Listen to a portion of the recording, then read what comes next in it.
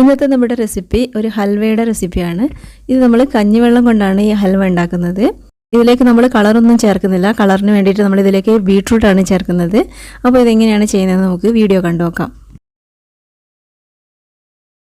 കഞ്ഞിവെള്ളം കൊണ്ടുള്ള ഈ ഹൽവ ഉണ്ടാക്കാൻ വേണ്ടിയിട്ട് നമുക്കിതിലേക്ക് ഏറ്റവും ആവശ്യമുള്ളതായിട്ടുള്ള ഇൻഗ്രീഡിയൻ്റ് എന്ന് പറയുന്നത് കഞ്ഞിവെള്ളം തന്നെയാണ്.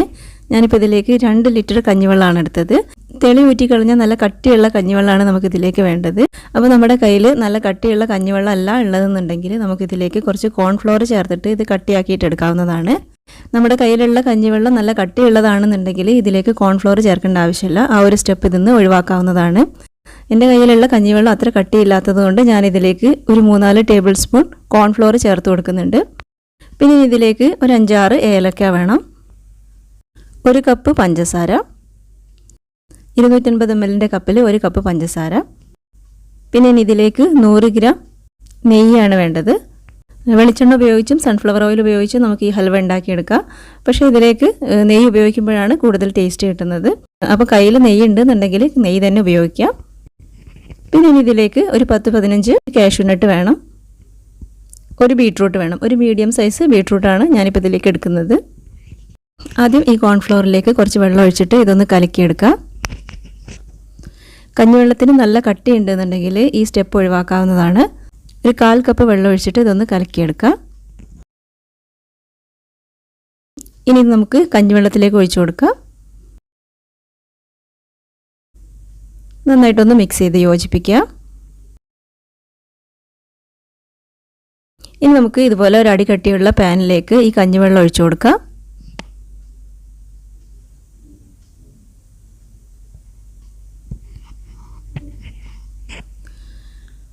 ഫ്ലെയിം ഓൺ ചെയ്ത് നന്നായിട്ടൊന്ന് ഇളക്കി കൊടുക്കുക. കഞ്ഞിവെള്ളം ഒന്ന് ചൂടായി വരുമ്പോൾ നമുക്കിതിലേക്ക് ബീട്രൂട്ട് ചേർത്ത് കൊടുക്കുക. ബീട്രൂട്ട് ഇതുപോലെ കനം കുറച്ചൊന്ന് അരിഞ്ഞെടുക്കുക. എന്നിട്ട് ഇതിലേക്ക് ചേർത്ത് കൊടുക്കുക. നന്നായിട്ട് മിക്സ് ചെയ്ത് കൊടുക്കുക. ബീട്രൂട്ട് ചേർക്കുമ്പോൾ കഞ്ഞിവെള്ളത്തിൻ്റെ കളർ നല്ല റെഡ് കളറായിട്ട് വരും. ഇതിലേക്ക് കളറൊന്നും ചേർക്കേണ്ട ആവശ്യമില്ല.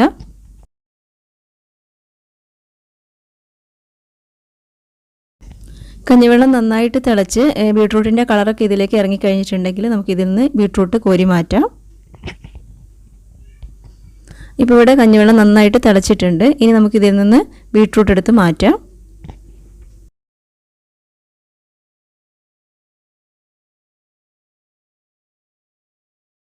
ബീട്രൂട്ടൊക്കെ നമ്മളിപ്പോൾ എടുത്ത് മാറ്റിയിട്ടുണ്ട്. ഇനി കഞ്ഞിവെള്ളം നന്നായിട്ട് വറ്റിച്ചെടുക്കണം.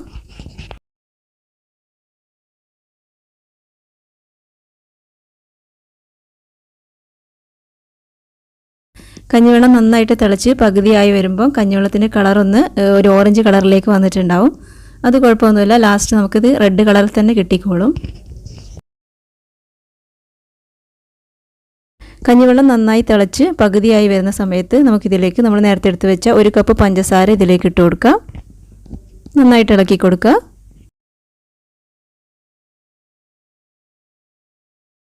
ഇനി ഇതിലേക്ക് നെയ്യ് ചേർത്ത് കൊടുക്കുക.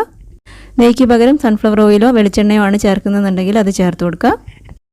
നെയ്യുടെ അളവ് ഇത്രയും വേണ്ടെന്നുണ്ടെങ്കിൽ നമുക്കതൊക്കെ കുറച്ച് ചേർക്കാവുന്നതാണ്.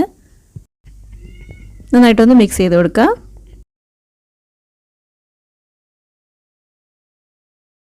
ഇനി ഇതിലേക്ക് 2 നുള്ളു ഉപ്പ് ചേർത്ത് കൊടുക്കുക. ഈ ഒരു സമയത്ത് നമുക്കിതിലേക്ക് ഏലക്കാപ്പൊടി ചേർത്ത് കൊടുക്കുക.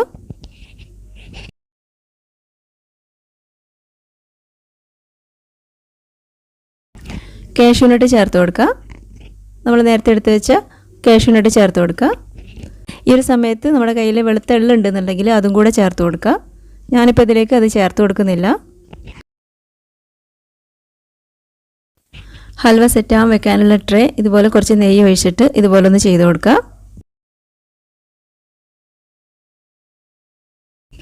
ഈ ഒരു സമയം ആയിട്ടുണ്ടെങ്കിൽ പിന്നെ നമ്മൾ കൈയെടുക്കാതെ ഇളക്കി കൊടുക്കണം. പാനിൽ നിന്ന് ഏകദേശം വിട്ട് വരുന്ന ഒരു പരുവായിട്ടുണ്ട്.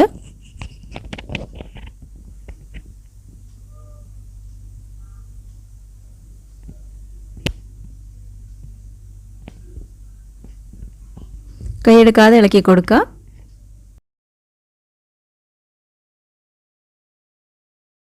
ഫ്ലെയിം ഓഫ് ചെയ്യേണ്ട സമയം നമ്മൾ പ്രത്യേകം ശ്രദ്ധിച്ചിട്ട് തന്നെ ചെയ്യണം.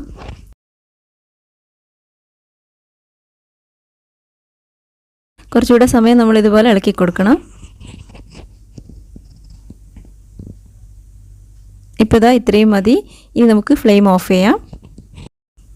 ഇനി ഇത് ട്രേയിലേക്ക് ഒഴിച്ചു കൊടുക്കാം.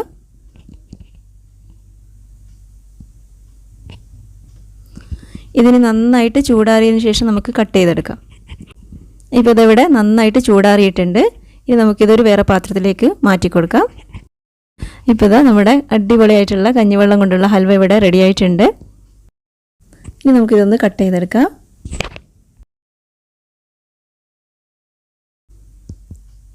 അപ്പോൾ എല്ലാവരും ചെയ്ത് നോക്കുക. നല്ല ഈസിയാണ് ചെയ്യാൻ. അൺഹെൽത്തി ആയിട്ടുള്ള ഒരു കളറൊന്നും നമ്മൾ ഇതിലേക്ക് ചേർത്ത് കൊടുത്തിട്ടില്ല.